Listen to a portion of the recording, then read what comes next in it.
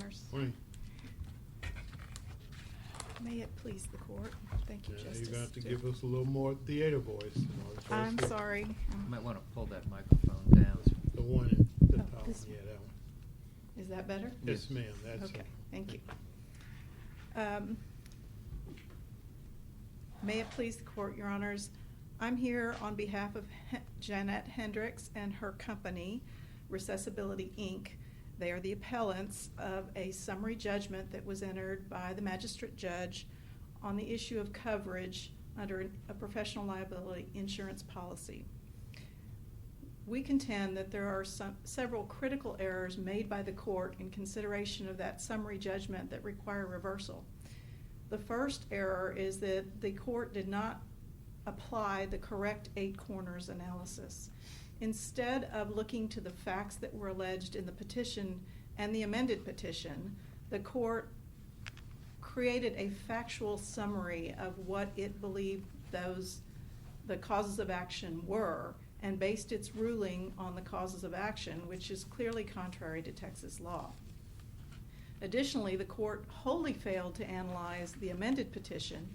There's one sentence in its original summary judgment opinion that states that the facts in the amended petition are the same as those that were alleged in the original petition, but they're not. And that's a critical error because the law is clear in Texas, and this is a diversity case, so we're talking about Texas law, that usually the court is required to examine the last amended petition unless there is a question about whether or not the duty arose under the first petition as well, in which case both petitions are supposed to be analyzed. Another critical error is that the magistrate judge wholly failed to conduct a summary judgment analysis, not a 8 corners analysis, but a summary judgment analysis concerning the appellant's extra contractual claims, in which they were claiming independent injuries resulting from the insurer's duty to defend. Their Burgess and the Menchaca case out of Texas, Burgess versus Allstate, and the Menchaca case, also Menchaca is a Texas 2018 Supreme Court case, and this court and Lida Swinnerton Builders all recognize that if an independent injury is alleged, those third-party claims can survive even if there's not a duty to defend and there's not a right to recover under the contract. There's absolutely no analysis in the court's summary judgment opinion, no summary judgment analysis. Basically, there's a statement that there was no duty to defend, so they cannot recover on their extra contractual claims. Tell me the cases again that you say mean that you can still recover for an extra contractual claim against an insurance company, even if the insurance company doesn't have a duty to defend. The original one. What cases say that? The original one, I believe, is Menchaca, which was a 2018 case out of the Texas Supreme Court, 545 Southwest 2nd, 479. A more recent Austin Court of Appeals opinion goes into a more detailed analysis of that. It's Burgess versus Allstate, 641 Southwest 3rd, 474. That's a 2021 case. Okay, I just wanted to ask the other side about that. Okay. And this court had one case too, if you'd like that one. Sure. Okay, it's Lida Swinnerton Builders, and it's 903 F3rd 435. Okay. Now Okay. back to the duty to defend original, which is the sort of the first issue. Now, this is the problem here is that there was allegedly improper solicitation of clients, right? That is how the district court characterized it. There were the original petition alleged 4 causes of action. One was for breach of contract, and that is where the improper solicitation is mentioned. But if you look at the facts of the original petition, which is what the court was required to do, nowhere in the facts of the petition does the plaintiff, the underlying plaintiff, the third-party plaintiff, Scoggins Therapies, allege solicitation. In fact, the only allegation in the facts of the petition is that Ms. Hendrex must have contacted her clients, or they wouldn't have otherwise discontinued services with Scoggins Therapies. There's not even an allegation that she asked them to follow her or anything else. That's the factual allegations, and the detailed factual allegations are set forth in both our original brief and our reply brief at paragraph 9. I have paragraph by paragraph quoted from the underlying third-party petition. I can read that, but what part of the insurance contract do you say created the duty to defend then in light of the factual allegations? Both the coverage provision. Yeah, which and, one specifically? Which okay, one? the coverage provided for actual rendition of services, which is what the district court focused on, but it also said including utilization review and case management reviewer or a clinical evaluator. It went through a whole litany of additional things that were included in professional services. Explain to me services. how the factual allegations in the complaint triggered that part of the insurance contract. I haven't heard anything yet with respect to the things that you just said. Okay, the complaint was, in the complaint itself, it referred to the class program, that the services were rendered under the class program. The class program is a highly regulated governmental program which has its own set of regulations on what its service providers are required to do. Also, the contract itself was attached to the complaint and to the amended complaint, and the contract itself has a qualification about solicitation that was inserted at my client's insistence to avoid violating the class program regulations, and in that exception in the contract, which is part of the complaint, it says that she's not prevented from providing services if contacted by the clients. Okay, so there's nothing. Okay, every fact you talk about sounds like an alleged improper solicitation. I know you would say that there was no such thing, but it all sounds like you took my clients away, you did something you shouldn't have done, and my clients came over to you. Right? Isn't that what's going on here? And so if that's the factual allegations, no matter whatever you want to call the claim, if those are the factual allegations, then under the 8 corners rule, I have to look at the insurance and see the insurance contract and say, did the insurer agree to cover this kind of thing? Right? Well, so why did the insurer agree to cover this kind of thing? Where would I look in the insurance policy and it would say, oh yeah, I agreed to insure the therapist or whoever against this kind of thing? I don't believe, honestly, the factual allegations, if you examine the factual allegations separate apart from the causes of action, amount to solicitation. Okay, what do they amount to then? They basically say that she contacted the clients, which she had to do, she was their therapist, and that the plaintiff, Scoggins, believes that if she hadn't contacted the clients, that the clients wouldn't have followed her. That's basically all it says. And it also, and I pointed out, I think in my briefing as well, it's not only intentional contact that's alleged. If you read the actual tortious interference allegation in the petitions, it has an alternative for negligent tortious interference in the language of the actual petition, because it first says that she intentionally contacted and wrongfully solicited the clients, and this is alternatively she contacted the clients, and as a result of that contact they followed her. Well, as I understood it, the issue turned on whether the lawsuit alleged something that fell within the definition of a professional incident under the insurance policy. The insurer says, look, I will insure you for professional allegations that something bad happened in a professional incident, right? I'll insure you for that. And the district court said, well, no, none of these allegations actually allege a professional incident. They allege something different. So what's your response to that? My response to that is the district court said that none of these amount to a professional incident because it is not the actual rendition of therapy services. Mm-hmm. That's in the court's Mm-hmm. analysis. Neither the definition of professional incident nor the definition of coverage limit coverage to the actual rendition of professional services. It includes other related administrative services in the definition of professional incident, including case management services and including serving as part of a committee or a clinical evaluator. Well, which okay, so that doesn't apply here. This isn't about serving as a committee. it does because the regulations, which are laws, not extrinsic evidence, but the regulations required her and required Recessibility Inc. to participate in this review process, to notify clients, and that's all, once again, that's all the petition alleges, that she somehow contacted her clients. There's no allegation that she solicited the clients, but she was required to do that under the regulations that govern the class program. And I think I have extensively briefed why she was required to participate in the case management review process, which is necessary for continuation of services.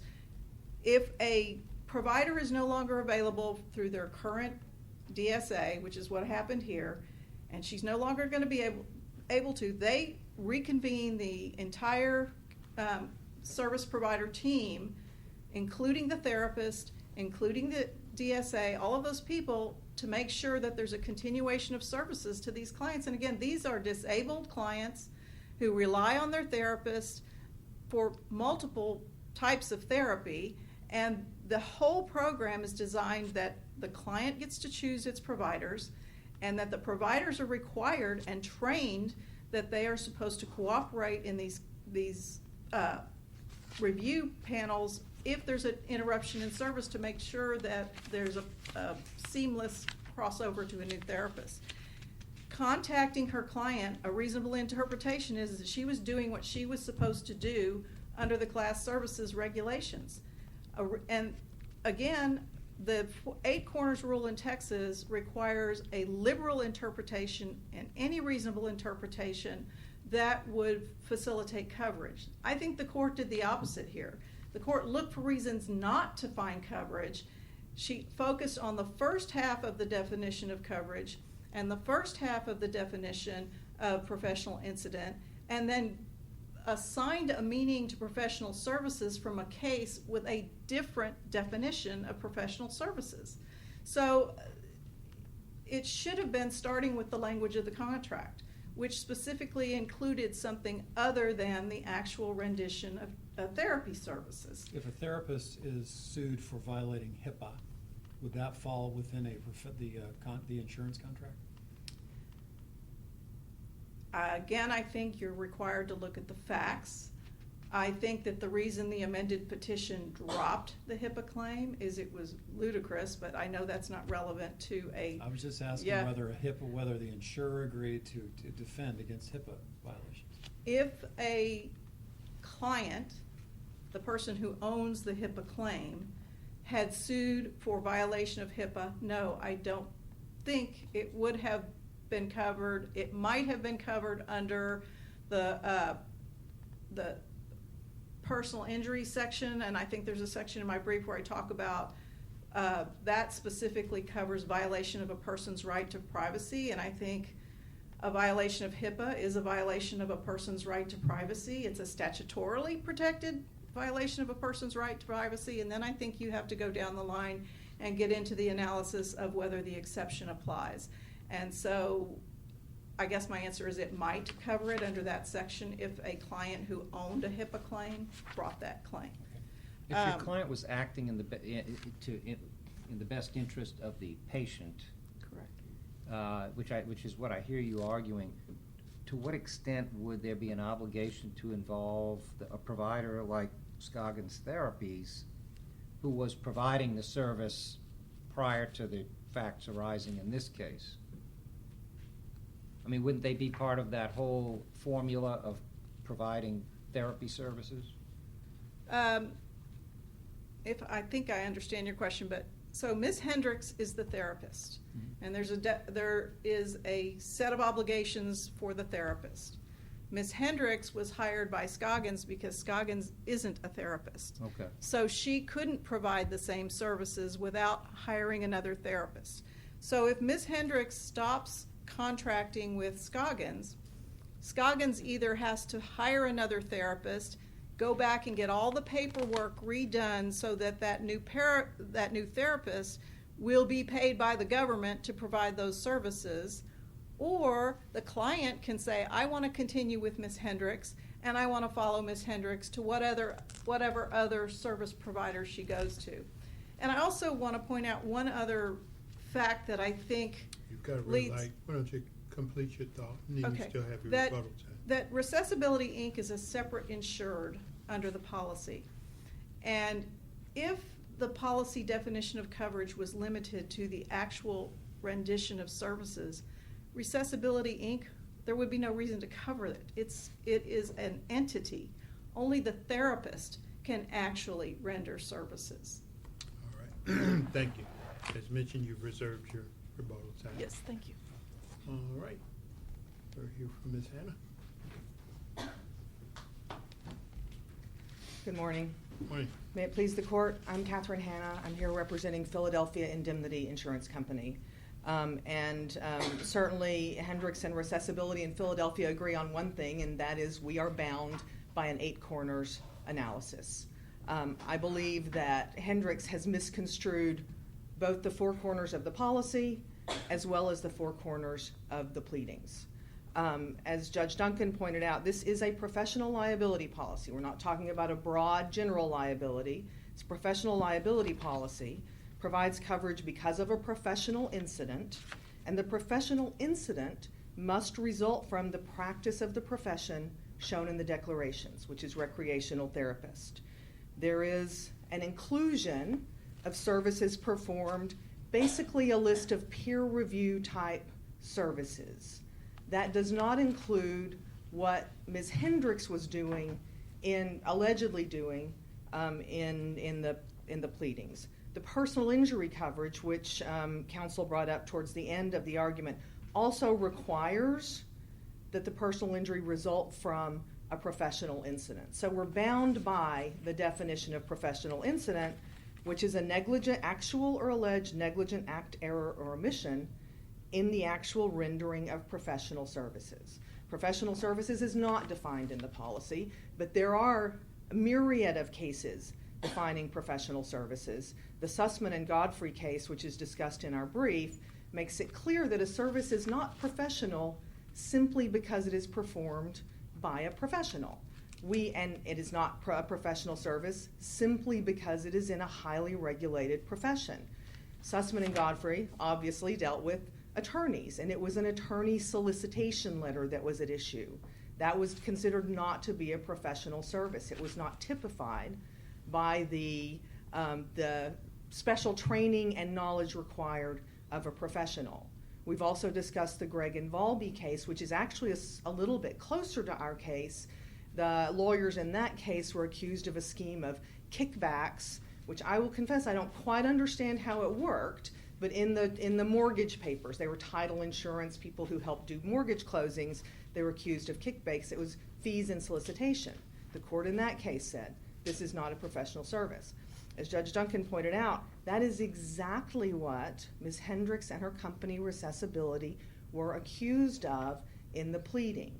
And in fact, what counsel said, the complaint says she contacted the clients and the clients followed her. That is an allegation that she improperly solicited the clients. The allegation is she improperly used the protected confidential medical information. And I would say, Your Honor, in answer to your question about HIPAA, that would not be a professional service. Every member of my office, paralegals, clerics, receptionists, are required to follow attorney-client privilege. That doesn't mean that they are performing professional services, let's say if they were accused of violating that attorney-client privilege. And the same is true here. All the members of a medical office are required to follow HIPAA. An allegation that HIPAA was breached is not an allegation of a violation of professional service. And then I want to talk about the case management aspect, because the case management aspect, and again, we come back to the Scalia and Garner book again this morning. But the case management, when you look at, I'm going to say it right, Est Judum Generis, you've got services performed as a member of a Meaning they list a bunch of stuff and they probably exclude other stuff. Right? They list a bunch of stuff. One of the things they list is a case management reviewer or clinical evaluator. This is peer review. If I manage my case, that does not make me a case management reviewer. Ms. Hendrex and Recessibility were not sued for case management review. So that does not apply in this case. I want to talk a little bit, Your Honors, about Abitco v. Monroe. So, recent Texas Supreme Court case, as you know, that formally recognized for the first time in Texas an exception to the 8 corners rule. And Hendrex argues that, well, Monroe means, and the district court should have looked to Monroe to look at these provisions of this class program. And that's simply not applicable here. Monroe required, just as prior to Monroe, and again, I think I'm probably telling you something you already know, the Texas courts generally sort of followed what we called the Northfield exception, which was a case from the Fifth Circuit that made an eerie guess as to what Texas courts might look to outside the 8 corners. And then Monroe expanded it a bit and said we formally, in some cases, we look outside to the 8 corners. The most fundamental requirement of Monroe, there has to be a gap in the pleadings that make it impossible to determine whether coverage exists. There's no gap here. The pleadings are clear as to what Ms. Hendrex and Recessibility were accused of. They were accused of using confidential information to solicit clients of Scoggins therapies and tortiously interfere with the Scoggins therapy contract. So you don't get to Monroe because of the gap. The other reason you don't get to Monroe is the arguments of the class program, they overlap with liability.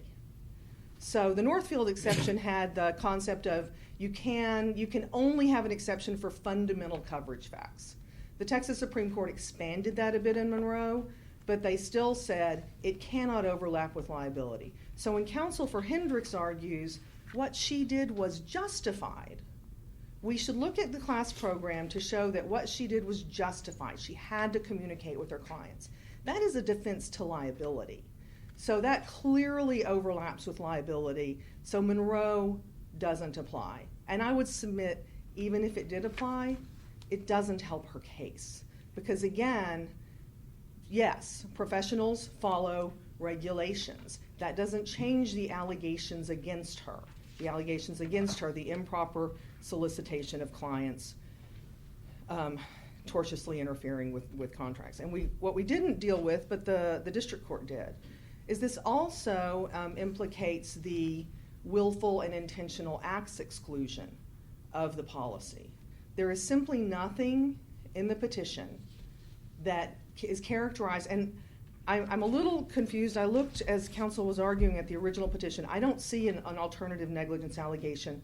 Perhaps it's in the second amended, which, by the way, there's no evidence in the record that was provided to Philadelphia, but it still does not include covered facts.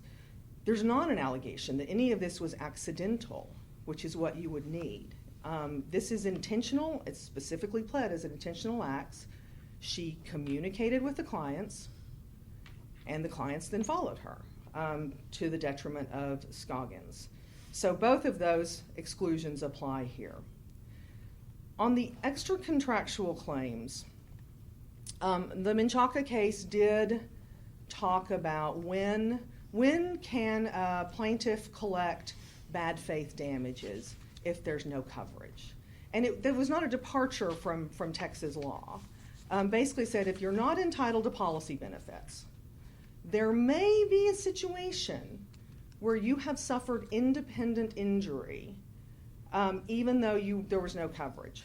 That situation is so rare, Texas courts continually say, we have never seen it. The Menchaca court relied on Stoker, and I apologize, I don't have the side of the Stoker case in front of me. And Stoker specifically said, this is so rare, we have never seen it. And the reason it's so rare is because you can't, to be an independent injury, according to Menchaca, it cannot flow from the denial of benefits. So an argument that I had to defend myself because you didn't defend me. I mean, again, that depends on coverage, but it's also not an independent injury because policy benefits are defense costs. I was emotionally distressed because you didn't defend me or you didn't return my calls. That is not an independent injury. That flows from the relationship and the claim that I was entitled to a defense and didn't get it. So I think that counsel has misconstrued independent injury. The Burgess case out of the Austin Court of Appeals that was mentioned, that is an uninsured, underinsured motorist case where the Austin Court of Appeals recognized that there's a possibility of bad faith liability in the UM-UIM context, and you do not want me to bore you going into the intricacies of those arguments, but suffice it to say, that plaintiff was entitled to policy benefits. That plaintiff was entitled to recover UM-UIM coverage. So that doesn't apply here where, as the district court correctly held, Hendrex and recessibility were not entitled to benefits. In addition, in the brief, Hendrex misconstrues the Lamar Holmes case to say that this is a first-party case. It's not a first-party case. This is a case of a third party suing Hendrex and recessibility. That's a third-party case. And then the question here is, did the carrier have a duty to defend? So that's a third-party case. What Lamar Holmes said, the Texas prompt payment penalty statute, which specifically applies to first-party claims, that applies to defense costs in third-party claims. So if the district court or if this panel held that Philadelphia improperly denied a defense, then obviously the defense costs would have been paid late, they'd be delayed, then there would be a prompt payment penalty applied because that part of the claim is first party, and that may be going too far down a rabbit hole, but suffice it to say, in this case, as in most cases, especially in the third party context, if there is no coverage, there is no extra contractual liability. The district court was correct in that regard. And I believe I've covered all of the points in my brief. If I certainly am ready, willing, and able to entertain the panel's questions, should you have any. We never quarrel when counsel give us time back. I will yield the remainder of my time. All right, thank you. All right, we'll hear back from you, Ms. Bain.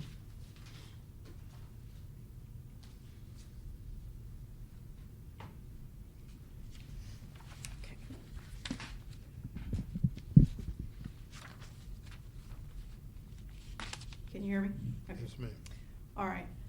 Once again, I think that Philadelphia's counsel committed the same error that the court committed. And I'm going to read to you the definition of professional incident. It's the identical language is contained in the definition of coverage under the policy. Professional incident means any actual or alleged negligent act, error, or omission in the actual rendering of professional services to others in your capacity as an insured, including professional services performed as a member of a credentialing group or utilization review panel, as a case management reviewer or a clinical evaluator, or as a member of a board or a committee of a hospital or professional society where similar services are performed by you. The word peer review is nowhere in the policy. And if you read the regulations that I cited in my brief and provided in the addendum, the panel that reconvenes, which includes the therapist and the STI, whenever it is required for services to be changed, is specifically referred to as case management. And again, in the context of an eight corners review, the court is required to adopt the interpretation that favors coverage if it's reasonable in any way. And even if the court believes that a different interpretation is more reasonable, they are required, when you're considering the duty to defend, to adopt the interpretation that favors coverage. And Justice Duncan, in response to your question, the policy doesn't have any follow-on by exclusions to that definition. It ends there. It includes these services, but it doesn't say, but does not include this, that, and the other. It does not say that. And it doesn't, there's just nothing in the policy that limits any type of cause of action that is covered. And I will also state that we don't agree that this case is necessarily covered by an eight corners analysis. I do believe the court erred in its eight corners analysis, but we have argued extensively in our brief that Monroe does apply, because this is exactly the type of case where looking to the regulations, looking to the affidavits of the other class providers solves the issue of coverage. Was this professional services? Participating in statutorily, or I should say regulation mandated processes that were regulated the exact type of services that were covered by the contract, which was attached to the petition, is a exercise that determines coverage, because it makes it clear that this is a case that should be decided under Carnes, not under Sussman-Godfrey. Sussman-Godfrey was presented in a different context. It had a definition of professional services. Our contract does not. And the definition of professional services in the Sussman-Godfrey case was a definition in an exception. So in Sussman-Godfrey, it said the definition of what was covered as professional services was very specific, and so the exception did not apply. I mean, the exception applied because it wasn't covered in the professional services. And I respectfully disagree that the word contacting, a statement in a case that says a therapist has contacted their clients, is not the same as a statement that the therapist has solicited their clients. First of all, a therapist necessarily has to have contact with their clients. The petition doesn't say whether she went back after her services were terminated or whether she simply told them in her last therapy session, I'm no longer going to be providing your services through STI. You need to contact your DSA to get a new service. That had to be done no matter what, to get a new service provider, because the paperwork has to be done so that the government will pay for the services. So you can interpret the statement in both petitions that she contacted her client. It doesn't say when, doesn't say what was said, doesn't say she solicited them. The only place the word solicited is used is in the tortious interference cause of action. And again, the court was supposed to look at the facts as pled, not the causes of action or a characterization of the causes of action. And I think that's what happened here. Thank you, Your Honor. All right, thank you. Counsel, for your oral argument and briefing in the case will be submitted.